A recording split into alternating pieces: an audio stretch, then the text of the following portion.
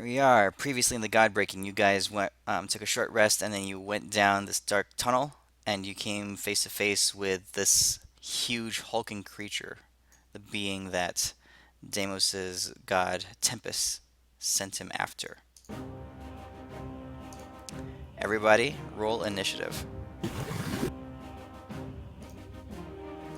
Are you sure of that? Yeah.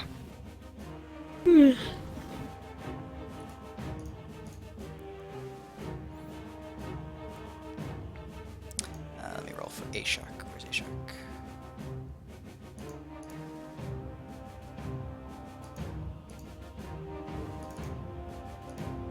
All right. So, you guys heard a skittering sound as one of the not Levians, one of the Gabalis ran through and down the tunnel and pops out, and like basically around the corner. That's this guy here. Oh, there. He should be up there. You see, though, that he is not alone. He was actually running to this creature here. And the ceiling in this room, in this cavern, is fairly low. It's about 10 feet, maybe 15 feet in some areas, but 10 feet tall most of the place. It's kind of jagged and it's uneven. You're deep underground. You see this kind of like open cavern in front of you, but like I said, the ceiling is kind of low. This thing, you see parts of it hulking in front of you, moving and shifting. It's way too large to fit in the cavern itself, but for some reason, its body is not collapsing the cavern, and you don't see rubble and debris and stuff falling all around it. It seems to be existing with the stone itself. You sense a hateful, wrath-filled presence as soon as you User joined your channel. come into contact with it, and you know that there's no conversation to be had, no dealing. This is life or death right now. Feldorn, you react first. Feldorn uses his bonus action to turn his shield on to float around him. Okay. As he runs up to the stone lizard and swings at it twice with his sword. Okay. With the ghostly longsword. Go for it.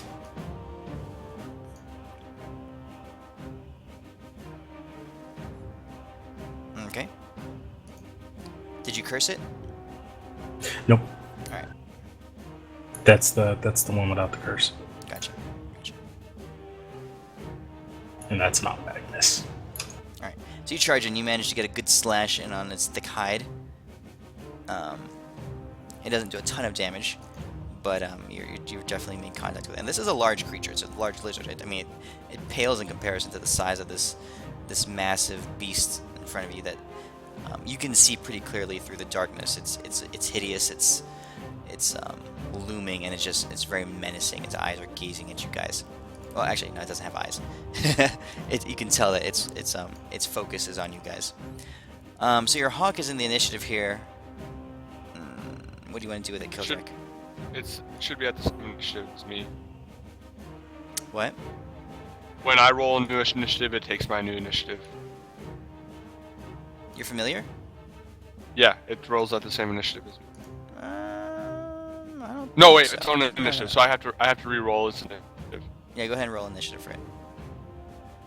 It has I forgot. Yeah, familiars have their own initiative.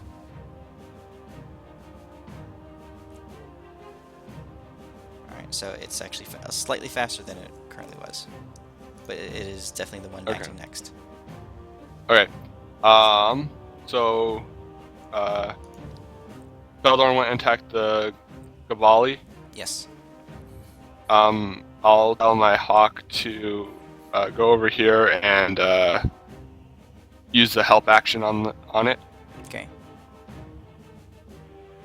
Alright. Your hawk flies over. It lands in the face of this massive cave creature, and it begins to flitter around. It doesn't have really eyes to attack, but it's just floating around, flying around, slashing at its sensitive areas, trying to get into the mucous membranes where the eyes used to be, in the ears, that kind of stuff. It doesn't really do any damage, but you believe it's distracting the creature. Deimos, your turn. Alright, Deimos is going to try to run over here, kind of in the middle of both the creatures. Okay. While doing that, he is going to drink this super awesome potion he liked to drink last time. All right. And, Hold on 1 second here. All right, go ahead. Are you in range of both creatures? Yeah, I was going to stay in combat range of both of them. All right. I didn't know exactly where. Is it? Yeah, whatever would be in the middle of them. Okay. So go ahead. And then Keep describing. I was gonna also as a bonus action, so I got left. I'm gonna recast that divine shield on myself. Okay, so you're drinking a and- potion of invulnerability. Yep. All right. All right. So as you enter, 1 second here.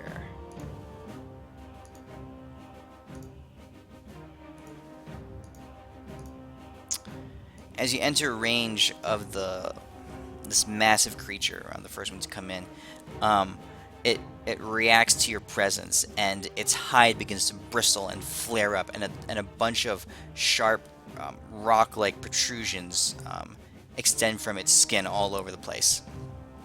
I need you to make a dexterity saving throw.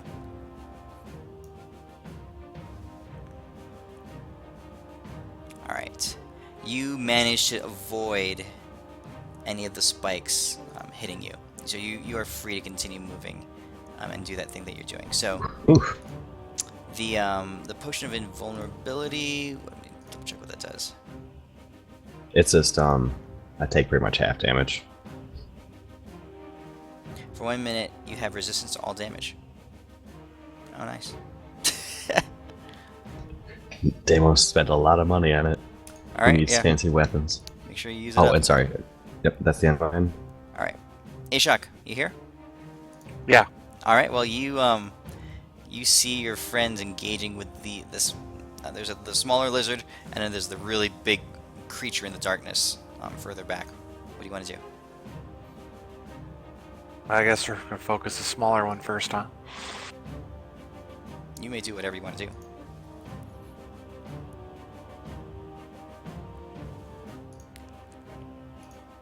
Actually, I'm gonna whisper the big one as my sworn enemy. Okay. It's probably a good time for that. Just saying.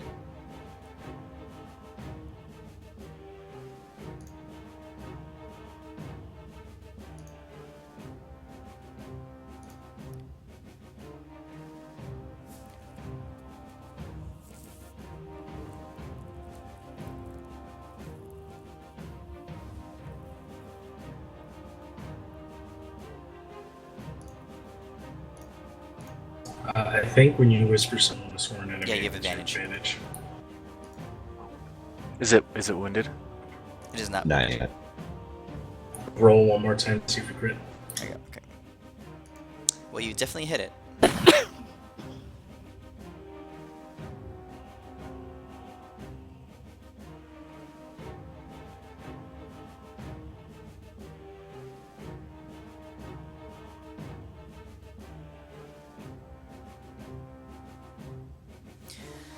All right, your arrow flies out into the darkness, and you hear a growl as you know that it strikes true.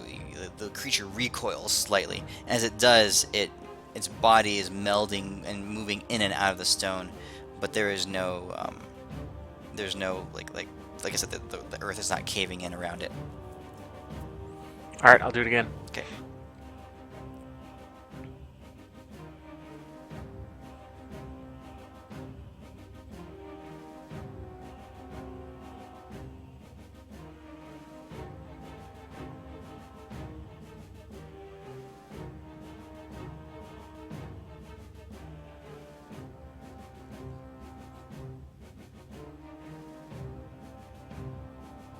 Whoa. I think you added a 3d6 again instead of your d8. Oh, when I clicked the damage thing, Yeah, you clicked it twice. Oh, wait, did you? Yeah, you clicked it twice by accident. I'll take off half of it.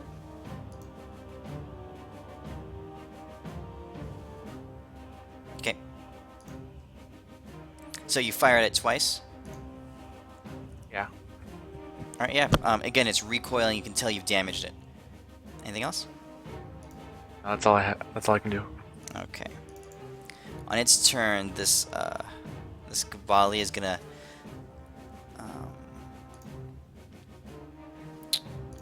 it's gonna shift. It's gonna stone shape shift so that it begins to blend into the stone behind it. Attacks made against it before the start of its next turn have disadvantage, and then it's going to try to bite you.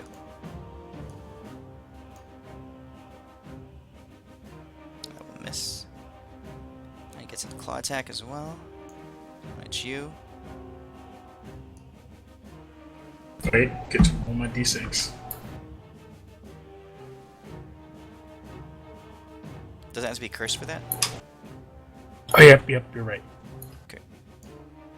What slashes Sure. you with its claw? Alright. Killjack, your turn. Okay. So the way I help reads will- is the first attack against the creature that's distracted gains advantage. Yeah, pretty much. I'm gonna go with a shock on this one since I have a thing that I swear against an enemy to. I'm gonna do that against the Levian and attack it. Okay. So I'll make my oath. I'll type it in and have my character say it when I. Okay. And then So you're using your vow, your vengeance vow against it, right? yeah, the vow of enmity. Yeah, vow. And then I'm going to actually use my action to use the Stein Ruins Indomitable Stand property. Okay. That'll be my turn. All right. Indomitable stand. I accidentally deleted the Stein rune out of your inventory, right? The opal. What does that do again? I don't have that in here. Oh, okay. Indomitable Stand, as an action, you scribe the Stein Rune at your feet. Until you move, you have advantage on all ability checks and saving throws to resist effects that would force you to move. In addition, any creature that moves within 10 feet of you must succeed on a DC 12 strength saving throw or have its movement immediately end. Okay. So actually, I want to take that back. I want to only get 10 feet away from the Levian. Okay. And then I'm going to see if I can taunt it towards me. Okay. Are you using the rune though? The Stein rune? Oh no, yeah. I'll just move up. I'll just move up and then use the rune once I get right in within its squares of. Okay. Yeah, just like that, and then Stein Rune right where I am. Okay. All right. Anything else? No, that's my turn. That's Okay, bonus action. At the end of your turn, as a legendary action, the creature is going to make a tail attack against you. It kind of just roars, and its huge tail comes hurtling out of the darkness, coming from an odd angle. Actually, from the wall to your right, Kojak, you see a tail just kind of like whip out from through the stone, and it will miss you. All right. You end your turn, and it actually is the Levian's turn now. Let's see here. It's going to.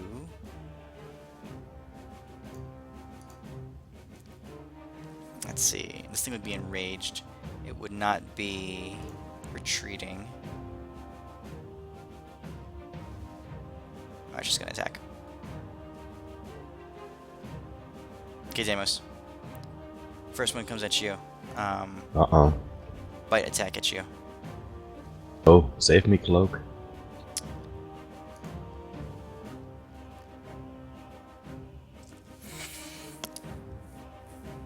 Okay.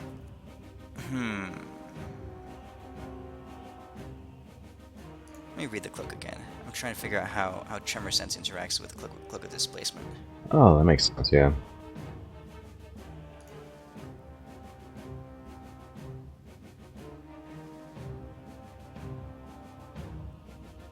projects an illusion. Yeah, I think it would see through it. Yeah. Yeah, if it's a sight, I think Yeah. it wouldn't work. Okay. So it's gonna try to bite you, Deimos. Here it comes. Okay. Oh no. Alright, and here's the bite.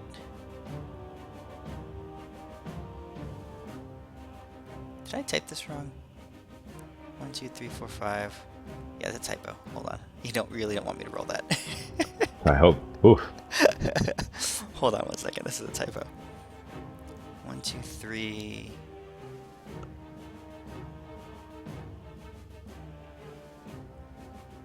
Oh, geez, it got all messed up. You were taking 5d20s worth of damage. 1 second. Yeah, Fantasy Grounds is interpreting this script incorrectly. Right now it's trying to roll 38d6 against you. Oh, I don't like that. Yeah, it's not supposed to be that. That thing has to crit miss to miss me. It's pretty close for me too.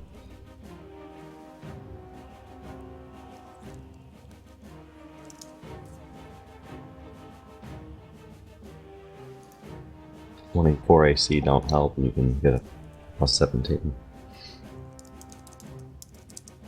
That's as high as I can go with my shield. 24. Okay, I think I left out one thing. There we go. Okay. So, here comes the attack. Oh, gross. Okay, it bites into you, and you can feel huge, jagged, rock-like teeth just tear into your flesh, and there's this greenish, like, black oozing, like saliva that's also searing the wounds and mixing in with the blood that's flowing in from your side. So you're taking poison damage as well. Oh no. Okay, so that's its bite attack. It's gonna lash out at you, Kildrak, with a claw. Oh no. That'd be a natural 20. This one doesn't not quite as bad. Its bite is its heaviest attack. And one more time at you, Kildrak. Its claw. Okay. That's the end of its turn. Euphemia. I didn't code in that half damage, so mind if I just do that manually? Yeah, go ahead. I'm not feeling. I'm gonna cast Blink. And then I'm gonna do the voice inspiration for everyone. Okay, everyone gains inspiration. And we can use it on AC, right? Yeah. Once. And it's only for one attack, so if he attacks it twice, it doesn't count the second one. Okay, just curious. Including you, Euphemia, right? We said that you get inspiration Yeah. also. Okay. You inspire yourself with your amazing singing. And that's gonna be the end of my turn, and I stay where I am. Okay.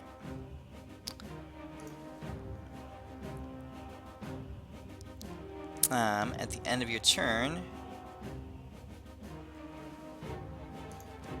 before Elwyn moves, it's going to take a legendary action. And it's going to swing a tail attack against you, Deimos. This time, a tail comes up from underneath the ground. Again, its body moves through the stone without leaving any kind of tunnel or trail behind it. Oh, gross. There you go. Alright. Elwyn. I'm gonna cast Chain Lightning at them. Okay. I don't know if you want me to roll their. They have advantage on the save or.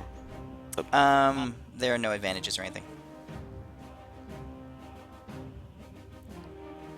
Okay, the Levian succeeds with a natural 19. Bastard.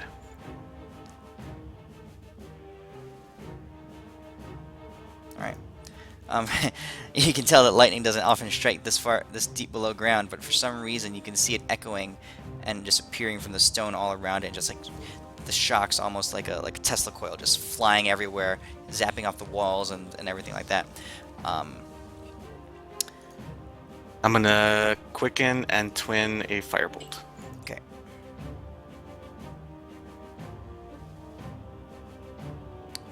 Oh, Euphemia, did you roll to disappear? I didn't see the roll. Yeah, but it sucked.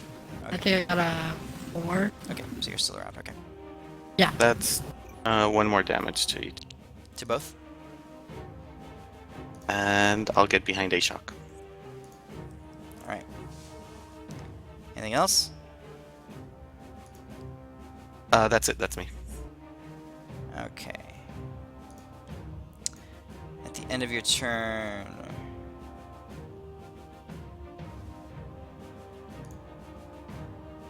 the creature will do nothing. Feldon, you're up. Feldorn, seeing this thing pound into Deimos, and Drag uses his bonus action to put his Hexblade's Curse on the Levian. Okay.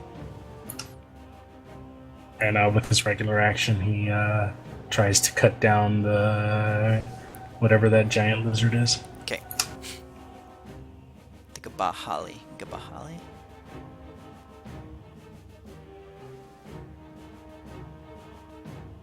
Alright. Yeah, you're slashing in, and you're starting to get through its tough hide, and you see dark blood flowing out. Did he get advantage on it? The first attack would have had advantage. Yeah, I'm just roll gonna to roll an attack again to see if it would have crit. Nope. It would not have. Okay. Alright, Hawk is on 20 initiative. I'll let him go first. Go ahead. Alright, he'll continue to help form the help action on the Gabal or on Beldorn, who's attacking the Gabali. So continue to fly in the face of this thing. Now it's like tearing at the wounds that are open and just slashing at it. It's causing a lot of pain and distraction. 1, 2, 3, 4, 5, 6. There are 6 of you. On its turn, it takes a lair action. Number 3, a shock. The rock ceiling above you begins to crack and break, and suddenly a bunch of boulders fall down on top of you.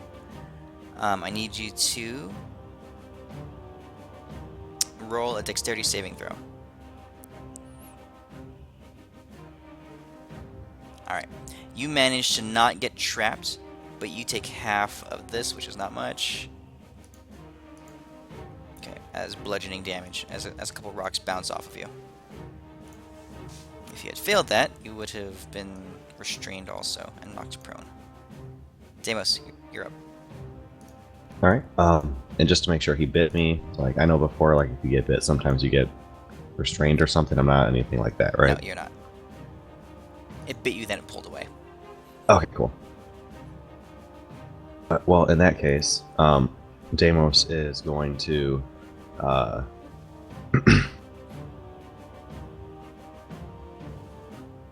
sorry.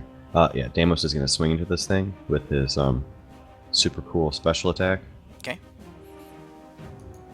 1,000 gold piece punch. Oh, shit. Oh shit! Oh, 1,000 shit. gold pieces well spent. Oh, man. Tell me this was the. Yeah, it's Levian.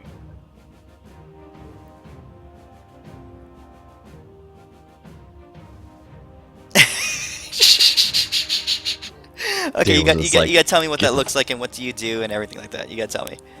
Right, so That was after huge. Deimos starts hawking As- out and gets whacked on, he's just like, As he's he remembers. punching at a choir of what you call it, Tempest's angels start singing one paw. Yeah, you see, Deimos, he's just after getting knocked around, he like lands on the ground, and you see like a choir of these divine cats behind him cheering him on Uh-huh. as he's just running up and just even more mad than like normally, knowing this thing he's got to hit, just goes like full force, and like Tempest gets like a thumbs up in the distance, Uh-huh. Ah, Then- jeez. like smack.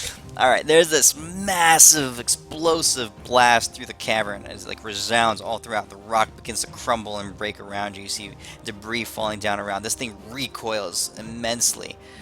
A huge chunk. You think as you impact its side, one of its talonish winged rip appendages kind of like starts to hang limp. And you think that you shattered the bone underneath. So powerful was your blow. All right, and then I have a bonus action. Still astounded, but Damus is quite happy about this fight that's going on. I'm gonna do my War Priest thing just for a regular attack against him. Okay. That will hit.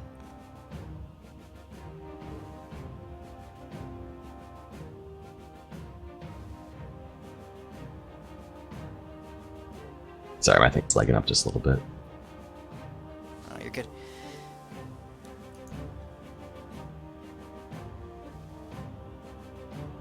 Okay. Another That's second Daniels. punch follows up, and nowhere near as powerful as the first one, but this thing is broken. At the end of its turn, at the end of your turn, it's going to use 2 of its legendary actions to take a bite attack against you.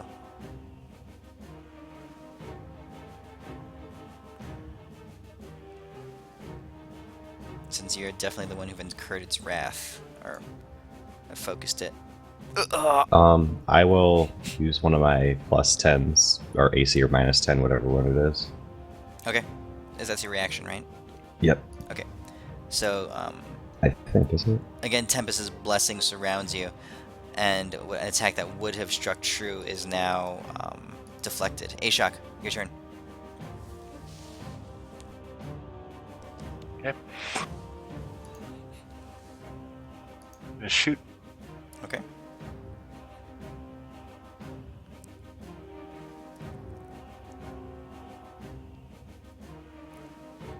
And that will hit.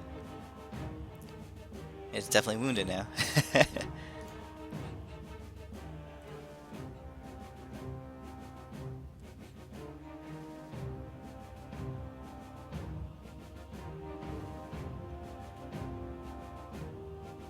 Okay. This thing is recoiling, and you see one of your arrows strike right into the. It's broken. It's an open wound that Deimos caused, inflicting even more pain in an already sensitive area.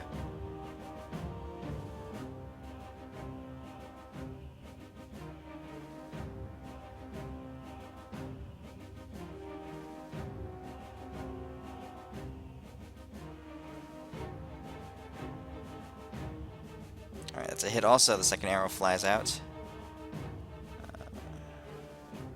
Don't forget to add the +10.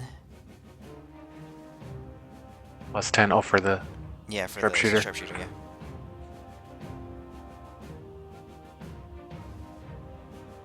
Okay. 2 direct hits. This thing is reeling.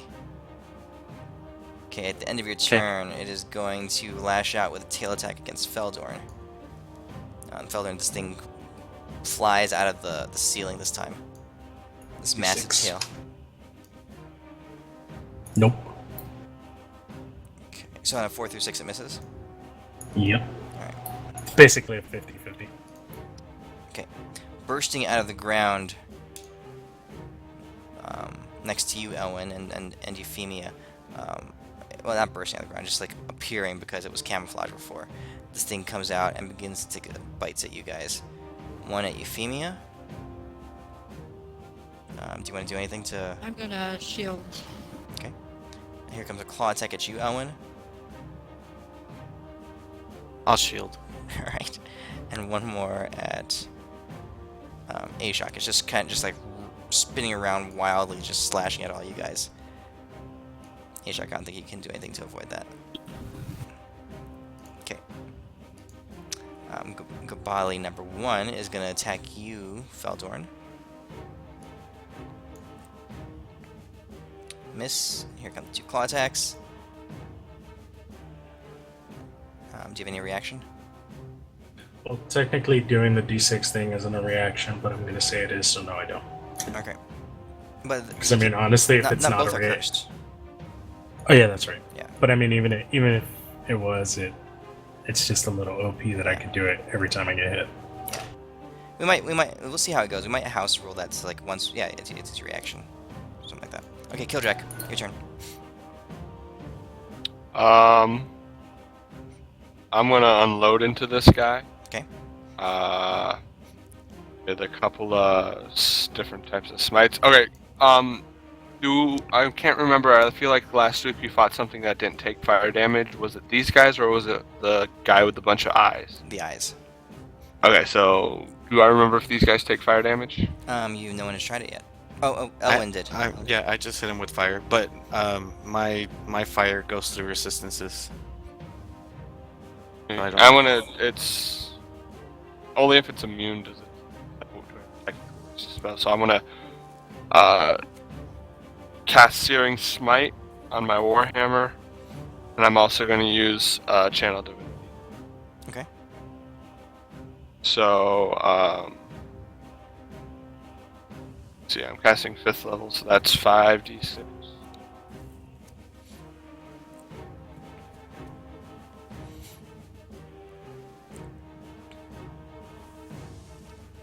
And I have advantage because of my oath. Okay.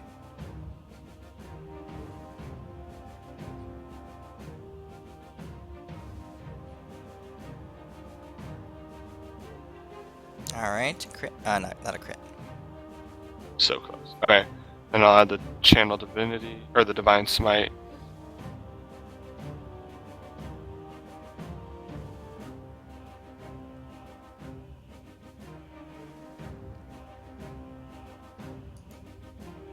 Okay. Again, like, divine energy searing through this place.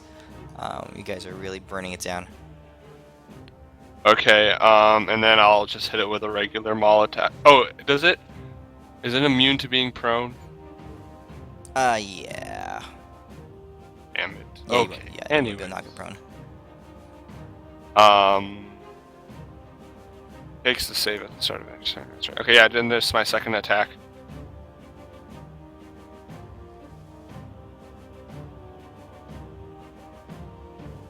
That misses. Okay. Alright. On its turn, the Levian is going to dash backwards. Or not dash, but like retreat backwards. Both Deimos and Killjack can use reactions to get an opportunity attack against it if you wish. I don't have one anymore. Okay. I'll expend another Divine Smite.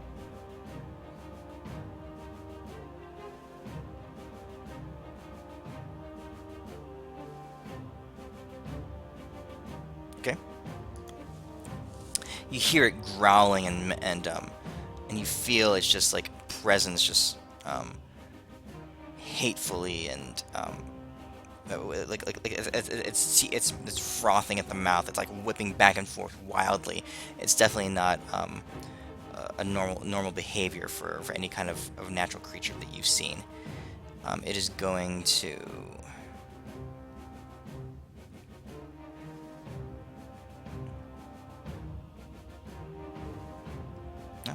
all it really can do. Yeah, it's going to do a bite attack against you, Deimos. You are within its range still. Okay. Oh, gross. Anything? Oh, yeah, I have no reaction. I used it last time. Okay. So you can reduce, add half of that back to Alright. you.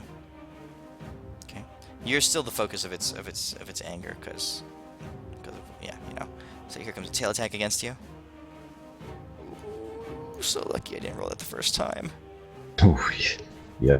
Okay, so go ahead and add half that back, and the claw.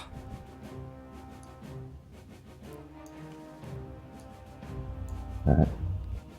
Okay. Ugh. Damus will take it. Euphemia, your turn. Okay. Gonna do this, but I guess I'll do it anyways. I'm going to do a level 8. What's it called? A Shadow Dancer spell. So it's 8 attacks in a row against the Okay. number 2. Okay, which level spell? An 8th level version of Got it. the Shadow Dance. Yep. So, I'm just wondering. If I just attack 8 times, then do the amount of damage afterwards? I just roll. I mean, you have the buttons right there in front of you, right? Just What's the point of remembering how many I've done? Okay, go ahead and yeah, just roll it 8 Because times. Roll the attack 8 times.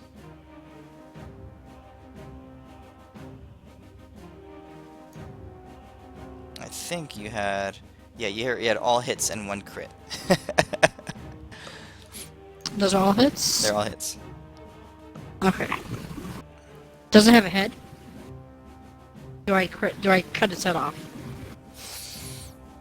Let's see, these things are very large. You know, let's say for that number of hits, we can roleplay Cut this. all And of its see. feet, its tail off, and Yeah. all of its teeth Yeah. out? Yeah, Even if I don't get its head? you cut it into pieces. I mean, it's like it's totally just like lying in front of you now in like 7 or 8 different pieces. Okay. All right, yeah, and your But blade. it is dead. Your blade flashes through the air. It's blindingly fast. You do an elegant dance, a very lethal dance in front of it, and you chop the thing to minced gabali. Oh, I thought we were talking about the big thing. I was like, why is it I always seem to waste my oath on something that dies right away? Well, you guys have been doing a lot of damage to it. All right, anything else, Euphemia? Then I'm gonna cast my L-Stage Blade on myself. Okay. Which I guess, Then I'm going to see if I, I'm gonna move I'm gonna move a little bit. Okay. And come up there, All right. and hopefully I disappear. You do not. And I don't. I'm done. All right. At the end of your turn, it is going to roar and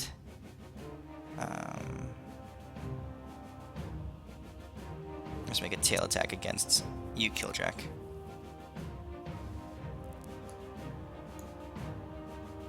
Misses. All right, Owen.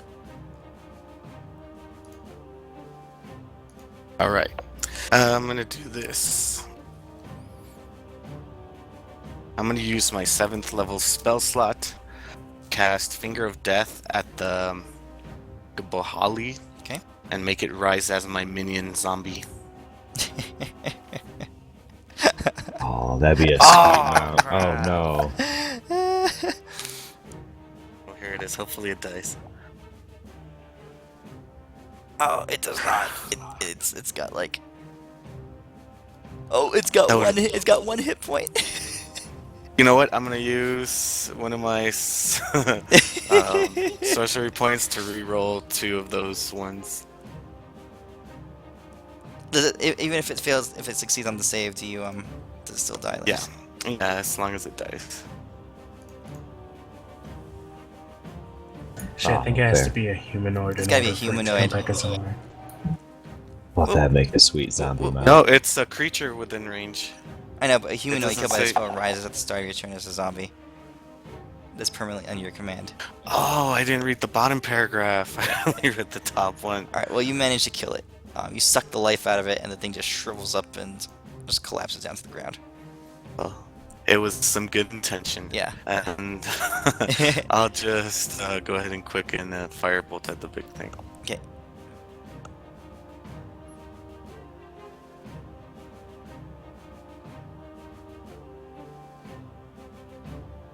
Misses. That's me. All right, Feldorn. Feldorn runs up to this thing, chanting something in an ancient language as his As you ghost. approach, roll me a. Let's see here. Dexterity saving throw. 16. Okay. Again, its skin flares out in a bunch of spikes. It's just like a barbed wall of these stone spikes in front of you almost. Let's see. You fail the saving throw. You can keep moving, but only to spaces that are not within 5 feet of the of the Levian. and you take this much damage. So it stops you, like right there, like kind of like the sentinel feat. Interesting. That's its reaction. Well, You still have Eldritch Blast. I sure do. So, taking back what I was gonna do, I use my regular hex and hex its strength, Okay. and I put on my finger and go bang bang. I make sure how many of these I get now. Level 16 still, right? You only get 3? Yep, 4. 4? No, 3. Sorry. 3, yeah.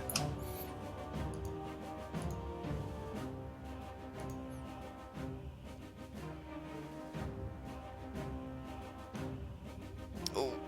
Oh, look. Okay, you got a crit.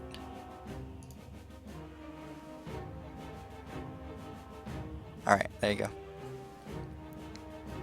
And that's it. Alright. Killjack. Your Hawk's turn. Alright, he's gonna go. Gabaldi's are all dead, right? Yeah. Yeah. He's gonna go up and help action on the big guy. Okay. He's gonna fly in its face, just tweeting and hooting. Oh no, he's a raven or a hawk, like cawing and scratching. I have all 4 hit points of him. I know, right? All right. What the heck? He's gonna make a dexterity saving throw. 'Cause he's I take that approaching back. He's got 1 hit point. it. He's approaching it. Well, even if he succeeds, it doesn't matter. He's still gonna take this either this much damage or half this much damage from the spikes. Isn't that like a reaction? Yep. Doesn't he only get 1 reaction? He can reset it with his legendary action. So my hawk's dead. Your hawk is dead. Okay. Alright. At the beginning of its turn, it roars and you can feel the earth tremoring and shaking around you guys. A 10-foot wide, 10-foot long crack opens in the cavern floor wherever it wishes, and it wishes it to be right here.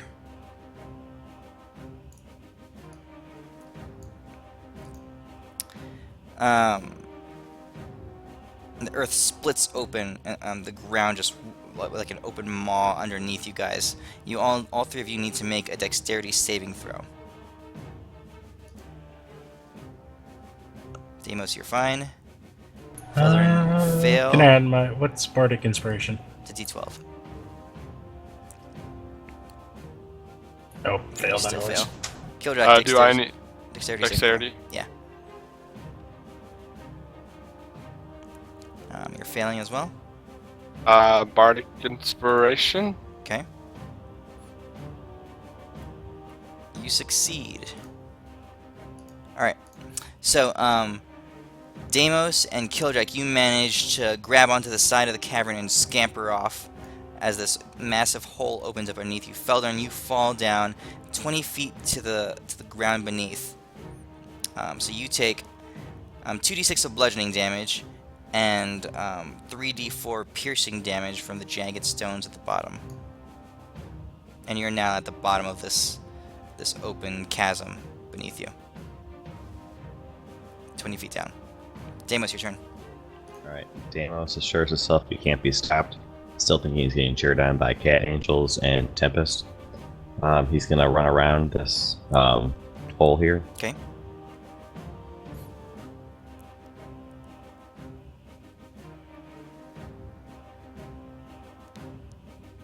And then I will expend my 8th level spell slot Mm-hmm. to punch this guy again. Okay. With a super punch, hopefully.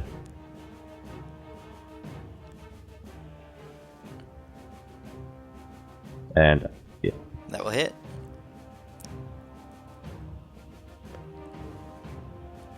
holy shit. Did you roll? Sorry, I don't know why I did it twice. Alright, so I guess we're the bottom one, so just the. it was, What? it was the exact same damage both times. Oh shit. 85, 9, 11 extra. No, 9 extra. Okay, got it.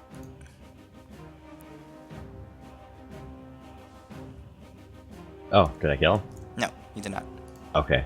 And then I will expend my War Priest thing for my second attack. Okay. As I'm still kind of just raging, hulking out. Okay. And I will add a +10 to it and a Bardic Inspiration if I need it. All right. Plus Would 10 that will hit? make it hit. Okay. Ah, shoot. I clicked that twice by accident. I'm sorry about that. Here, I'll take it off. All right, go for it. Okay. As you strike this beast one last time, you feel it recoil, breaking large chunks of its stone-like flesh are beginning to fall off of it, and you feel its menacing presence just kind of shake, just like filling the room. And for the first time, the madness and the unreasonableness just kind of falls away, and you feel all of its hate condensed and focused on you, and you hear in your minds and in your ears and all around you a garbled, rough, scraggled perversion of a tongue, like almost like some kind of language just pouring out of its mouth. Okay. Does it say anything important that we can understand, or?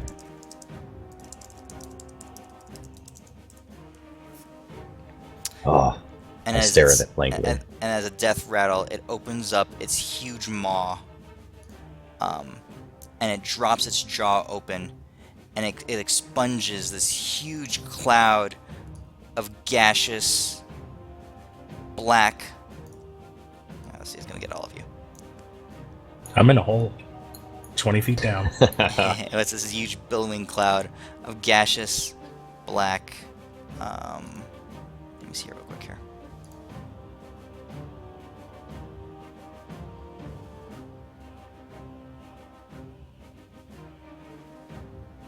Poison, a black gas, expunges from its mouth. Let's see, everybody.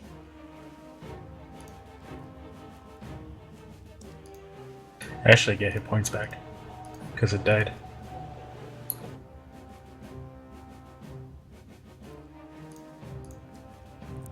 You're all making a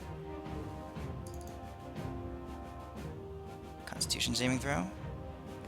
Here comes the damage. Poison damage. Just billows out as it unleashes a massive breath attack at all of you guys. Can I use my Bardic Inspiration on that? Elwyn was 10. Go ahead. Two. A Roll it. 10. I should have had advantage on mine because I'm a dwarf. You fail anyway. Yeah, I'm looking around. I'm Okay. really wondering why Euphemia people are gonna use getting it? hurt. Go ahead.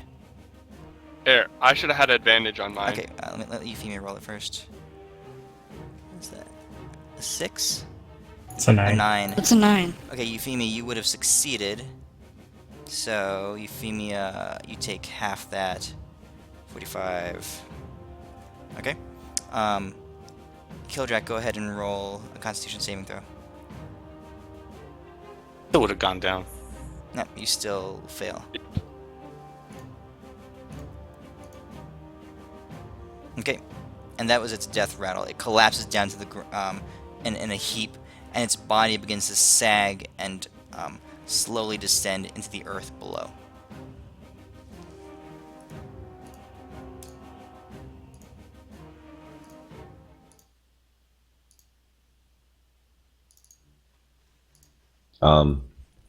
I'm gonna let out I guess a happy we beat 'em up cry as I mass healing words people. As I'm wondering why they're all falling to the ground. Let's see. Killjack exceeded by 76. You're not instant dead. No one's instant dead. Alright.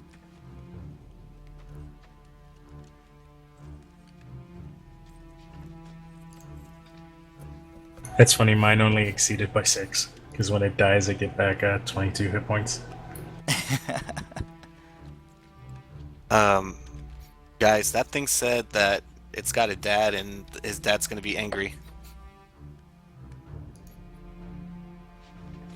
that my father would not let this go unpunished. A what? That's what he said right before he Oh, spit on us. crap.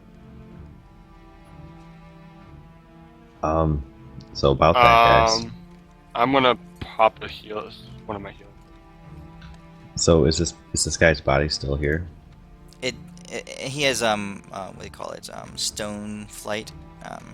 So his movement, he moves through stone. As it died, his body just is sinking down into the stone beneath. It just like Can I gravity is quickly pulling it grab down. a cool trinket off of him? A cool trinket. Like Jay almost wants to make like at the end game this like a sweet ass set of armor with Tell you like, what, all that the cool stuff we killed. that appendage, that winged appendage that you broke with your massive punch, you grab it and it tears away freely as it's Sweet. descending. Gonna make some sick ass armor. All right, so you can go. How you want to keep track of that? Just add it to your I'm just gonna add my inventory. add What would it I to your call it? inventory. Levian wing Okay. is basically like, I don't know. It's right, kind of like clawed wing there. Cool stuff. You busted that open with your crit attack. All right, cool. All right. So he tossed out some heals. What do you guys want to do? When I took that dexterity save, Mhm. I don't actually take any damage because of that evasion ability of mine.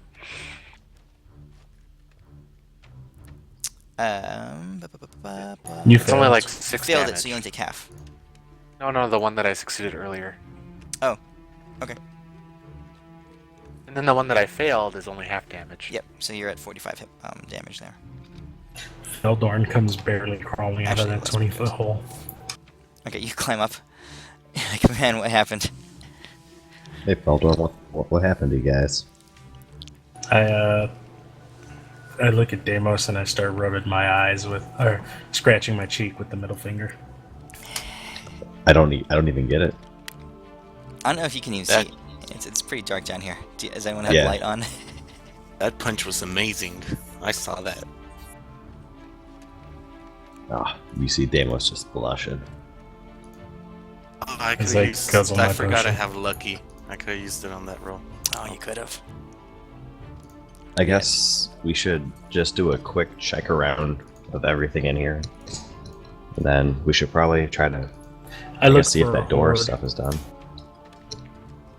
Yes, where's this thing's horde? Is this thing a doubt it dragon or has an one. aberration? Um, What kind of monster is it? A big ass scary one. You have no idea. I don't know. You guys should have figured out. you have a Because I spell. got primeval. I have a spell that I can find it. Okay. So you're casting. Let's see what's called primeval awareness. Yeah. Casting the spell.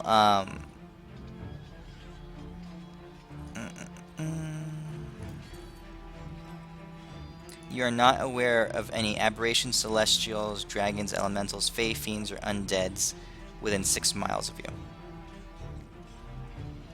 Nap time. Would I know if this was a dragon, since I'm a dragon sorcerer? Can I roll something? Go ahead, roll Sight, history. history. Actually, yeah. Roll insight. Wasn't like any dragon that you've ever seen before, but there were. I mean, the fact that you understood what it said as a garbled, perverted form of draconic is pretty much the feature that's sticking out in your mind. It was like a corrupted dragon, somehow like that. That and the fact that it breathed, Acid. yeah, Poison. poison all over you guys. It was like, huh. But you're not sure.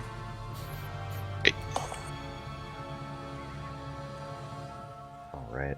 So as What do I long as we have don't that's find giving me anything. resistance to fire? Hold on, let me see if you're still. You're no longer resistant to fire. I drop my concentration dropped.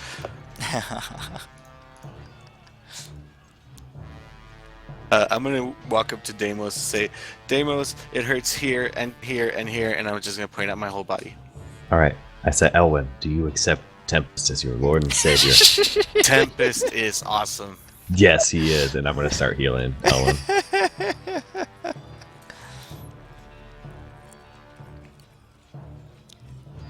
Alright, what are you guys doing? Healing up? I'm drinking a healing potion, yeah. Or do you want to attempt to take a short rest? Oh, thanks. I'm good. Feldon could use some healing. Just need 1 sec. My fat Actually, cat decided to eat too much food, and I Feldorn's gotta still- go clean up its way too much cat throw up. Feldorn's still looking around for any kind of dragon horde, since its thing spoke in Draconic. And mind you, he can see through illusions and invisibility. Yeah, this is a large cavern. Let me see here. But it was its lair because it was using lair attacks against you. Roll a d20, Feldern. Just a straight d20.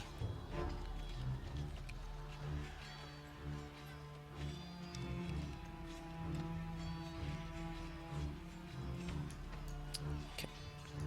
All right, give me a second. You guys keep going on. Let me find this.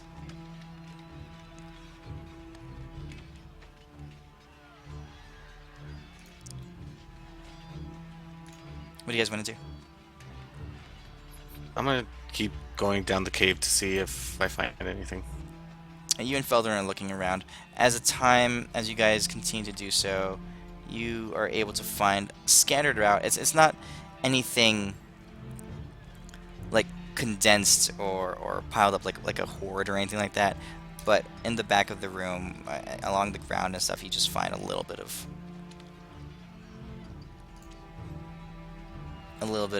remnants of ancient. These are really old and ancient and like kind of deteriorated looking coins, but you recognize them as a little bit of gold and silver. Cool. Okay. Let's go check to see if that black door opened.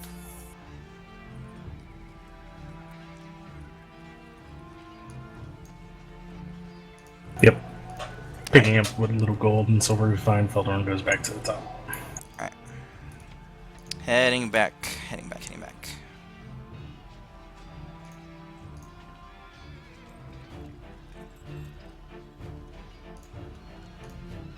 Okay. You guys make your way back to traveling up. It's a little while. It takes you, I forget how long I said last week. But since it's going up in the opposite direction, it takes you a couple hours to make your way back through the cavern structure. But you eventually do. And you find yourself back in the temple. Where was this black door again? The black door was down here.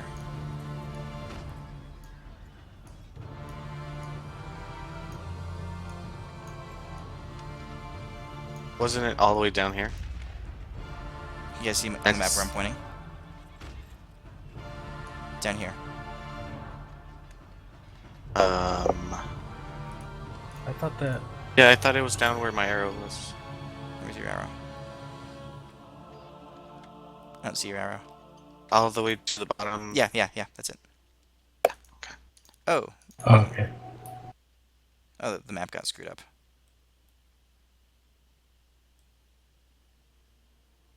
Because I was gonna say that was the crypt that I went in and found the Yeah, the lance. the map alignment was all screwed up. So I was drawing to where where Elwyn is pointing right now, but it didn't show up that way.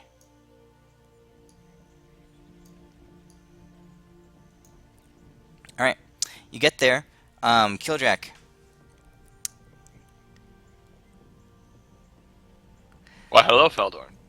Feldorn sits on Kildrak's head. Carry me, Stumpy.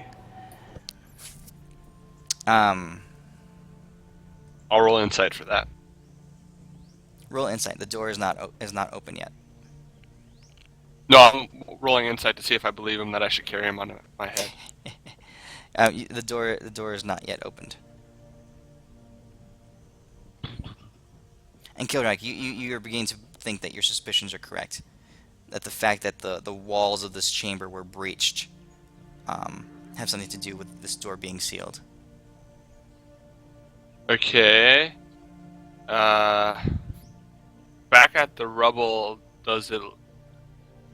how long does it look like I could work with any of it to build the walls? Roll me a let's see, what would stoneworking be? There is rubble, there's broken down pieces of stuff all around. It would take you some time. It would be a history check. Roll me a history check with advantage because you're stoneworking. And you're trying to recreate the dwarven architecture that you kind of recognize here. Okay, it'll take you about an hour. An hour to kind of replace the walls that had crumbled down. All the original stone is still there. So it You hasn't guys been want moved or to anything. take guard for me while I fix this up so the black door can open? Yeah, I'll help him out with using telekinesis for the heavier stones. Okay, all right. So you guys spend the better part of an hour resealing this wall. And Kildrak, as you're placing these stones in place, you notice that the workmanship was so fine that there are barely any gaps left in the areas that were broken away. You're fitting it together like puzzle pieces. And it takes you a little while, but with your knowledge of stonework and with Elwyn there aiding you to telekinetically lift the larger stones, you guys form the rocks back into place, and you're able to reseal the walls here. Okay. As you do, you hear a soft grinding sound of stone sliding against stone.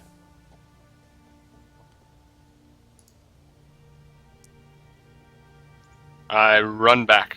Okay. Approaching the now opened black doorway, you guys see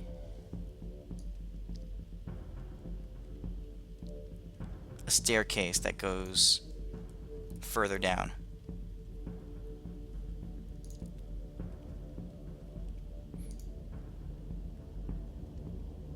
Okay.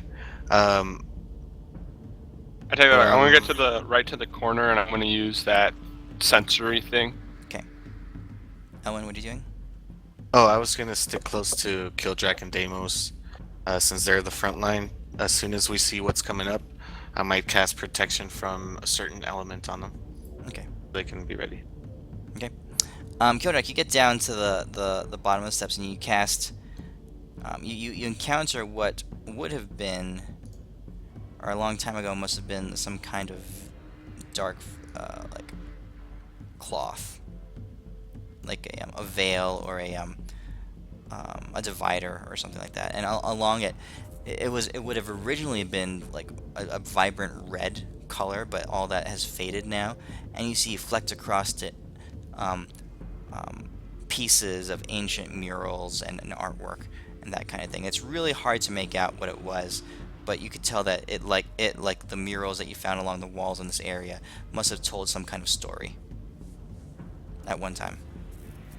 Okay. And you cast your What divine is sense. my? No, not my divine sense. The Stein What's the thing. range on that? Shoot, I closed.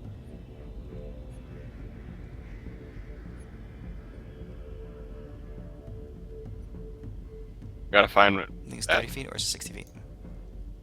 Wanna go with 30. Okay. You don't sense anything other than your companions. Okay. Did I do my divine sense, guys? Sure. It's only one Man, use. just gonna keep walking. Alright, I'll walk through the curtain. Okay. You can continue to the other side.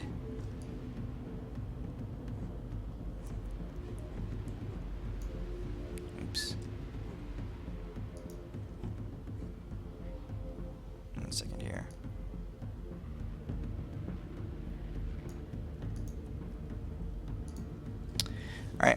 You see that the staircase continues downward in a spiral, but there's a small alcove that breaks off to the one side. In it is a basin, or a dried up basin area. Along the walls in this circular area are frescoes of images of the god Mojin, crafting various weapons and artifacts, and just like a record of all the great things he's made in centuries past. Do I see my maul? Roll a d20.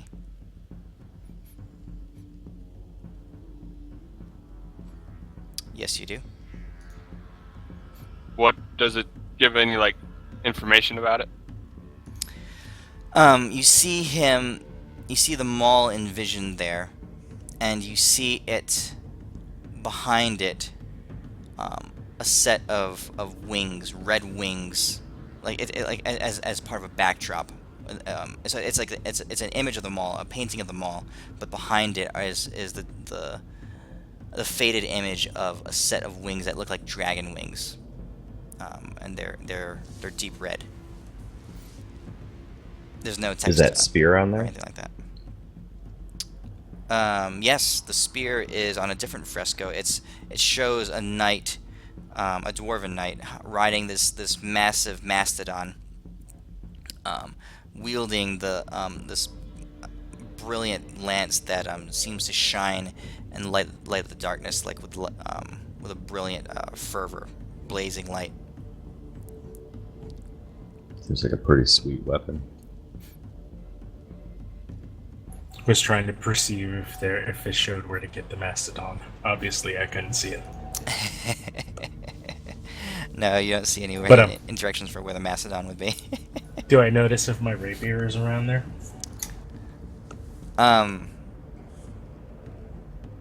you're not. You're for some reason you're not. You don't see any evidence of your rapier. All right. Let's keep on going. I'm down.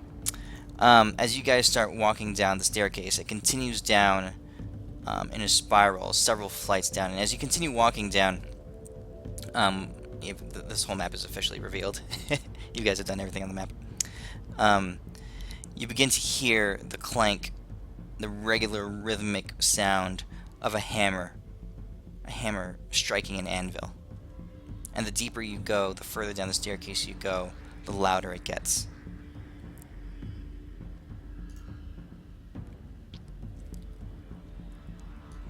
As you make your way, let me see if I have this image that I'm thinking of in my mind right now, real quick.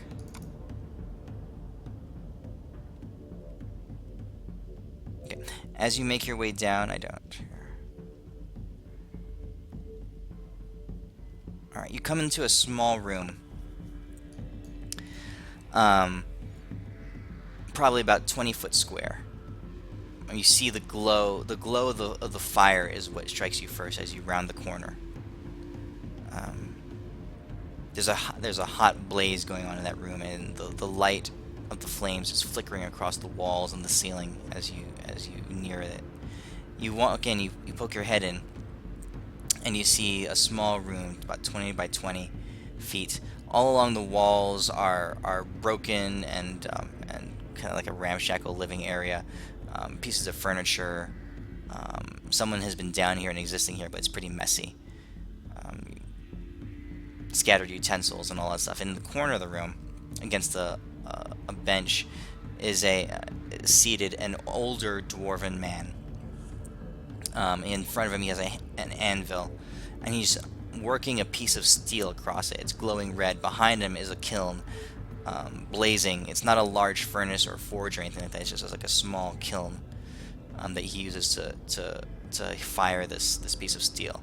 And you see him working and clanging against this this piece of steel on the anvil and with his work hammer. As you walk in, he doesn't change his pattern. He doesn't look up at you or anything at all. The room smells kind of like soot and fire. What's the name again? Sorry. The person you're looking for? Yeah. I say, I like kind of not totally question, but kind of in a question manner. I say Tharuseer. There's a brief lull as his hammer doesn't fall for a beat. And you hear this scraggly dwarven voice kind of come across the way. It says, like, "Yes, that's me given name. Although to many now has become a curse in this fucking land. Ain't that right, Kildrak?" And he begins to continue beating against the hammer, against the anvil. Curse. Dude, he knows your name. Yes. So he said, "Oh, hold on. I completely zoned out in real person right there. So he said that that's my given name, but it's become a curse in this land." Yeah. Okay. My mind completely spaced right there. All I heard was my name or my character's name. I say, yes, indeed it has, but I would like to change that.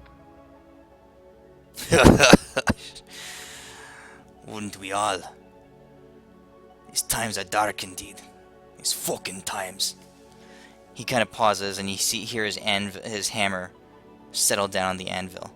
As he removes his hand from it, from the hammer, his hand's trembling a little bit, shaking.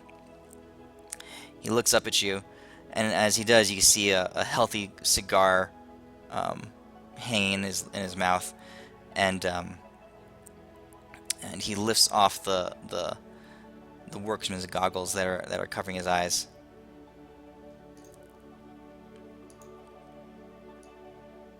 He says, "Now you've come a long way. A long way through these ancient caverns. What are you here for?" I pull the whatchamacallit, the maul off my back, and I kind of said, "I need your help fixing, or not, I need your help making this better, more powerful, unwaking it." As soon as you pull it out, he recoils a little bit. "Ah! Get that fucking thing far away from me!" He kind of backs up into the corner. And whereas before there might have been a lucid moment in his eyes, he's kind of glazed over a little bit, and you can see like his face flash with like despair, and then go back to and then anger, and then back to like an unreadable expression. While I all, tell that, him to stop being a chump. while all that's going on, Feldorn telepathically communicates with the rapier, asking if the rapier knows this guy, if the rapier thinks that maybe he can help make it stronger.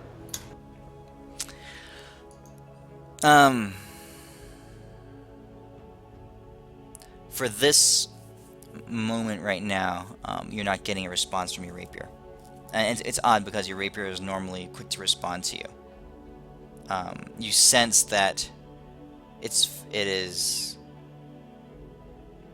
remaining quiet for a reason.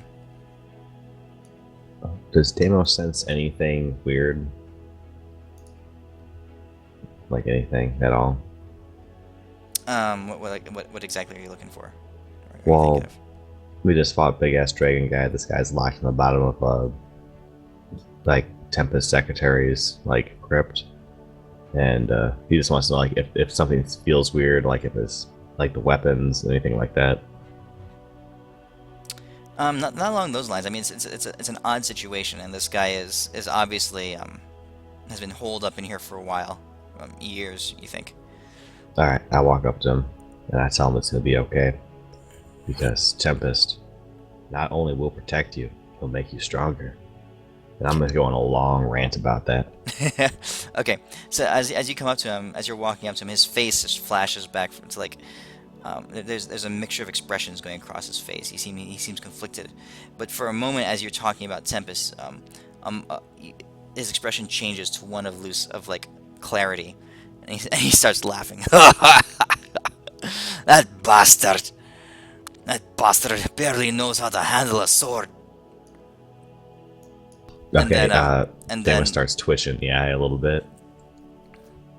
and then he kind of blinks and he looks up at you, and his face turns one to fear, and he pulls back away from, he recoils away from you again. He says, "Get away from me!" Okay. Feldorna, being a little intelligent, and knowing that his rapier hasn't shut up for the longest time, looks at the dwarf, calls him by his name, Tharuseer. Tharuseer, and he says, it's kind of odd that this magic weapon I've had for the longest time has never shut its mouth. But we come before you and it seems to be mighty quiet. I don't believe your real name is Tharuseer. I believe you're something far greater, though you've fallen a very long way. Who are you really? He starts to breathe heavily. And he starts to pace back and forth. He's shaking his head. No. He says, weapons. Crafted weapons all over the place. No. And he puts his hands to his head. And he says, too many. And then the dwarves. Those ungrateful bastards. No. He says, and so much pain, the anger. And he's just spinning around, just just kind I'm of ahead distraught. with a greater restoration punch. As you approach him, he holds his hand up. He says, "Don't fucking come near me." I walk backwards towards him because I know that's how it works with animals. I won't make eye contact. He's kind of looking at you, and he says, "What's wrong with this one? He's slow on the head." I ask myself that question every single day. I put the captain on the ground. I was like, Captain, distract him. I tell him he's been dropped quite a few times. He says, "Fucking follower of Tempest. That's what it is. They're all a bunch of retarded idiots." And he starts pacing back and forth again. He says, "Too much pain. Too much danger. Dying everywhere. They all changed. They stopped listening." And his and after a minute of that, he just kind of like he kicks over a couple of items in the corner, and he just plops down on his ass in the corner and just like buries his head down and into his arms. I whisper that to you, Feldorn.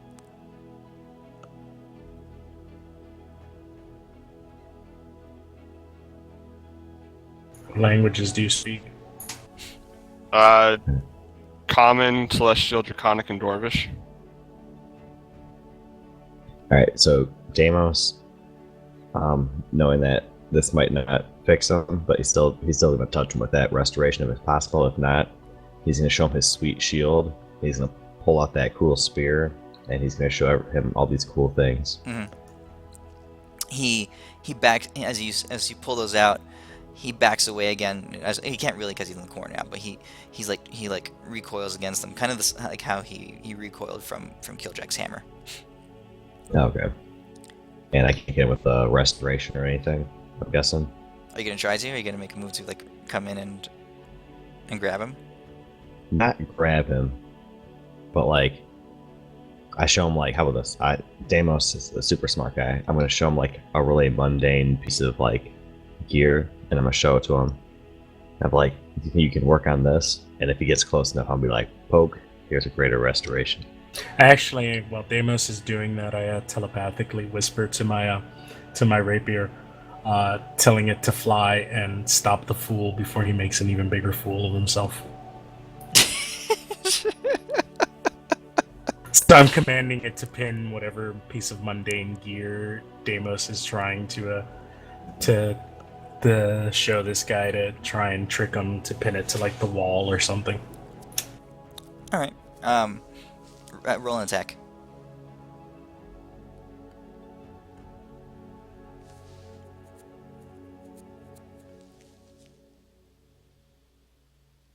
Yeah. It knocks the thing that you're holding out of your hand. So Deimos, you're coming up to him and you're holding forth, I don't know what it is, it's like a helm or something that you pulled from your sack, and a rapier comes fluttering out of the air, just like lightning, just slashes and knocks the thing out of your hand, and you look up and it's skewered into the floor. Um, I look over at Felder and I'm like, bro, I had a sweet idea. um, I tell Deimos, whatever you're planning isn't going to work. yeah. Nah. Leave this dwarf be. The guy stands up as he sees it happen. He says, "He even bring the dark blade here. Fucking hell! Are you here to torment me even more? Come on, just bring them. End me now. I've hidden long enough." I look at him and I'm like, we're not here to end you. And we have no intention of Where are killing they? you. Where are those bastards? And he reaches and picks up his smithing hammer. And this is not a fighting hammer at all. This is just a real worksmith hammer. He says, "Where are they? It's about time. About Who? time. If I'm to meet me end, it'll happen with me smith's hammer." And he's looking around crazy. His eyes are like wild. Okay, question, like pause in time. Do I know anything about the most recent aspect, the history of the most recent aspect of Modron? Modron has appeared to the dwarven people, at least according to mythology and lore, dozens of times throughout the centuries and even and actually millennia. At times he's appeared as a prophet or a great crafter or even a king at one point. He led decades of one and founded one of the original dynasties of dwarven lineage, of dwarven royalty. Each one of these men that he appeared as aspects lived and did great work and then died. It's been a number of a full couple of centuries since really any real history has come around. There have been rumors. There have been some great figures that people would. It's actually come into vogue to flatter somebody like great political figures or something, to say you might be an aspect of Modron yourself, and that kind of thing. So there have been rumors of various people in the current age, in the current climate, who might be aspects of Modron, but no one has really been certain. What about the confirmed one? What was the history of the most recent confirmed one? 200 years ago, it was a dwarven, a priest really, by the name of Harkham, led a revival through the dwarven lands as to come back to the worship of the dwarven deities, Modron being the core figure of the dwarven pantheon. As happens throughout the centuries and as generations roll over, sometimes a generation will have little interest in the religion of their parents.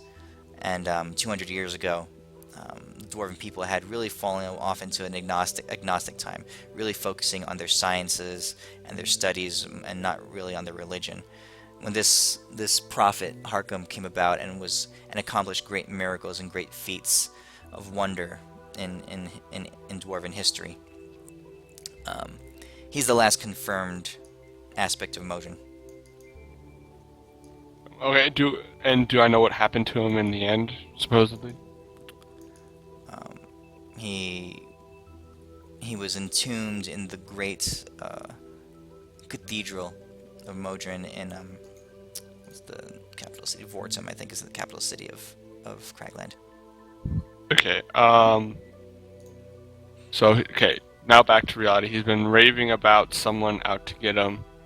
Say, Tharuseer, we're here to help you. We won't let anyone get you. We're trying to bring peace to the world. In Dwarvish. He begins to laugh.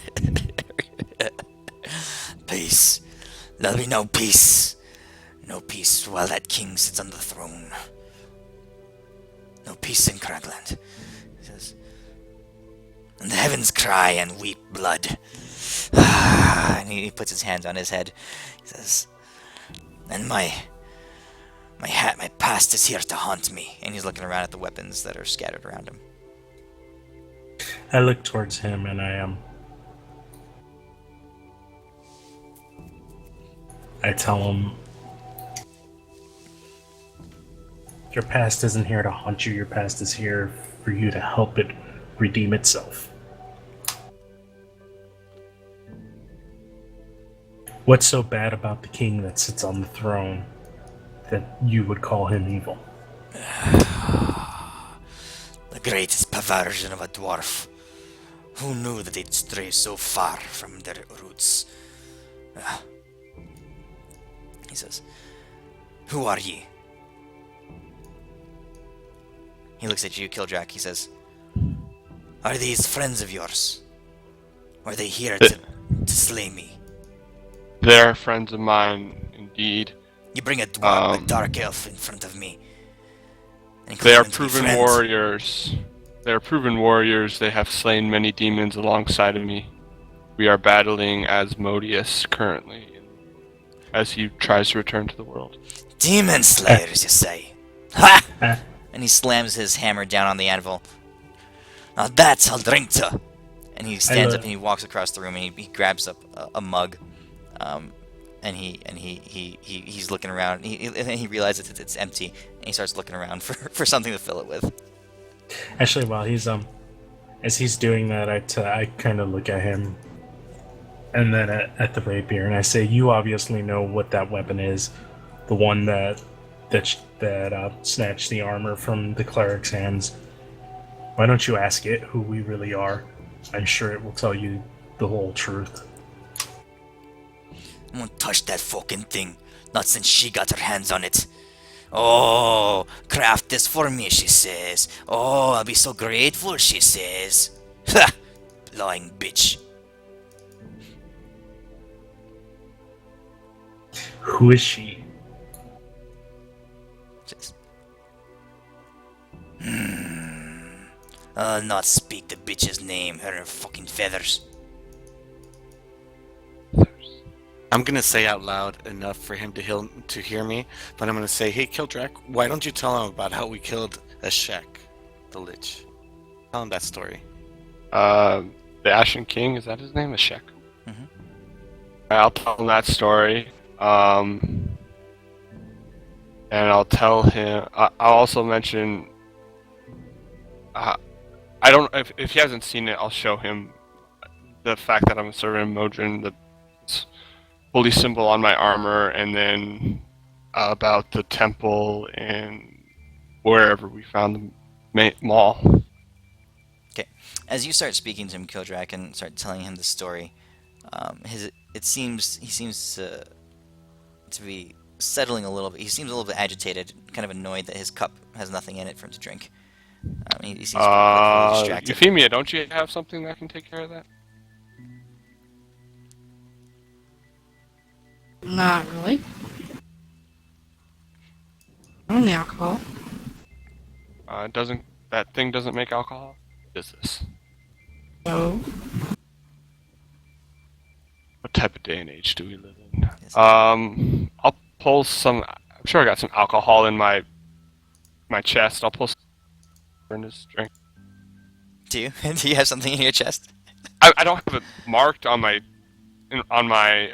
inventory sheet, but I'm a dwarf. I'm always carrying some sort of booze around with me. Okay. Alright, I'll buy that. Alright. What do you pour for him? Stout dwarven ale. All right.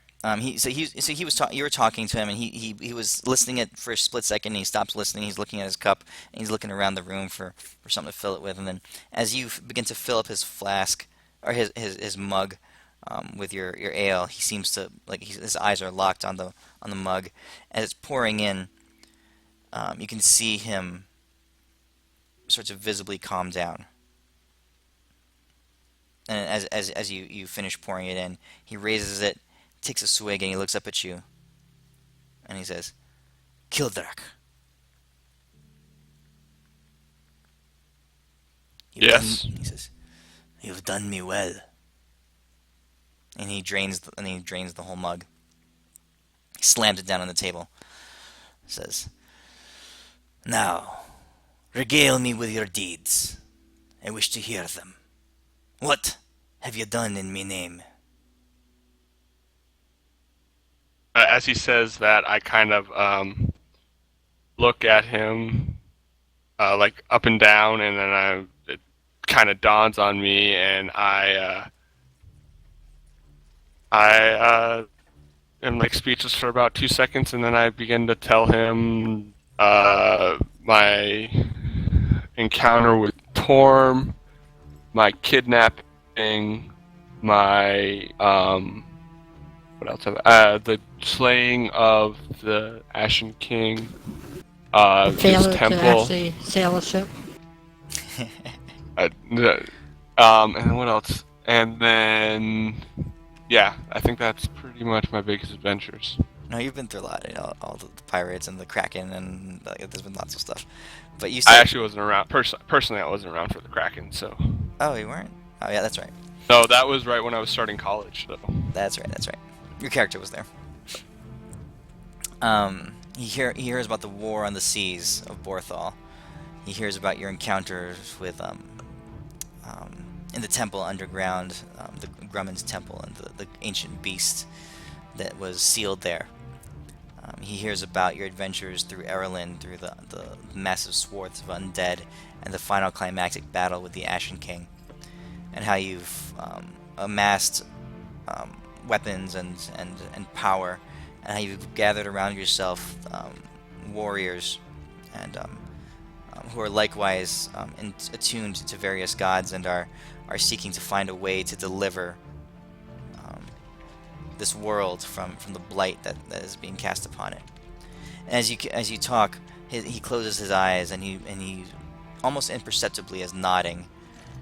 He lifts his head up and he's and rests it against the wall as he sits back, and he's nodding slightly. His tremors and his shakes begin to subside, and his breathing becomes more easy and regulated. And as you finish, this is about 15 minutes worth of storytelling that you've been doing. He takes a deep breath. He says, Perhaps